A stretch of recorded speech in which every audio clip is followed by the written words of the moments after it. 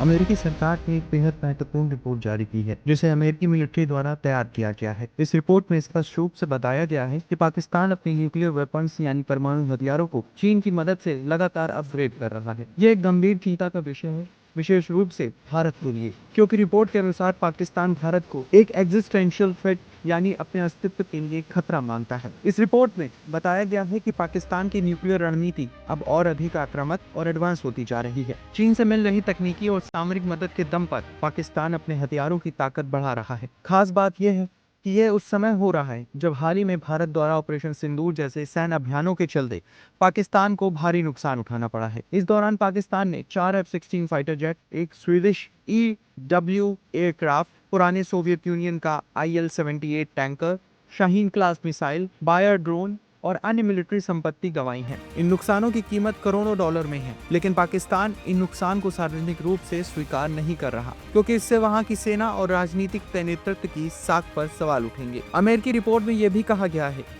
कि पाकिस्तान अब battlefield nuclear weapons यानी युद्ध क्षेत्र में इस्तेमाल होने वाले परमाणु हथियार पर भी काम कर रहा है। इसका उद्देश्य भारत की पारंपरिक सैन्य शक्ति को संतुलित करना है। अगर भविष्य में भारत और पाकिस्तान के बीच कोई सीधा संघर्ष होता है और भारतीय सेना पाकिस्तान की सीमा में प्रवेश करती है, तो ऐसी स्थिति में पाकिस्तान सीधे न्यूक्लियर हथियारों का प्रयोग भी कर सकता है। ये बेहद खतरनाक परिदृश्य है जो दक्षिण एशिया की स्थिरता के लिए गंभीर खतरा बन सकता है। यूएस मिलिट्री की 2025 world wide threat assessment report में यह भी बताया गया है कि पाकिस्तान अब अत्याधुनिक वेपन्स ऑफ मास डिस्ट्रक्शन हासिल करने की दिशा में काम कर रहा है और इसके लिए वह विदेशी सप्लायर्स मुख्यतः चीन पर निर्भर है।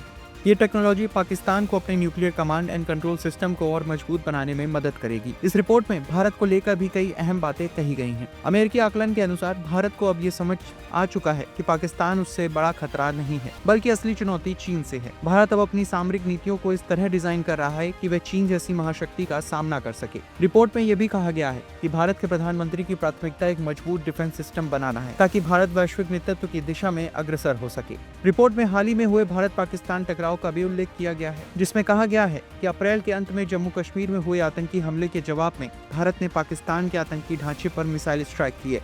खास बात यह है कि यूएस रिपोर्ट में यह भी स्पष्ट किया गया है कि भारत ने सिर्फ आतंकी ठिकानों को निशाना बनाया, किसी भी सिविलियन को नुकसान नहीं पहुंचाया गया। ये भी दिलचस्प है, रिपोर्ट में कहीं भी पाकिस्तान द्वारा भारत के राफेल जेट्स को गिराने या भारत को बड़ा नुकसान पहुंचाने की बात नहीं कही गई है। यानी पाकिस्तान के दावों को अमेरिकी ऑफिशियल दस्तावेज में कोई पुष्टि नहीं मिली है, जबकि भारत की सैन्य कार्रवाई को वैध और सटीक बताया गया है। रिपोर्ट ये भी बताती है कि आने वाले वर्षों में भारत पाकिस्तान के बीच किसी बड़ी युद्ध की संभावना नहीं है, लेकिन एक सीमित स्तर का सैन्य संघर्ष या आतंकवाद को लेकर तनाव बना रह सकता है। वही भारत और चीन के बीच छोटे पैमाने की सैन्य झड़पें हो सकती हैं। यह अमेरिकी रिपोर्ट भारत की सामरिक और कूटनीतिक स्थिति को काफी हद तक मजबूत मानती है, जबकि पाकिस्तान को एक अस्थिर देश के रूप में दर्शाती है जो चीन के सहारे अपनी सैन्य ताकत को बढ़ाने में जुटा है।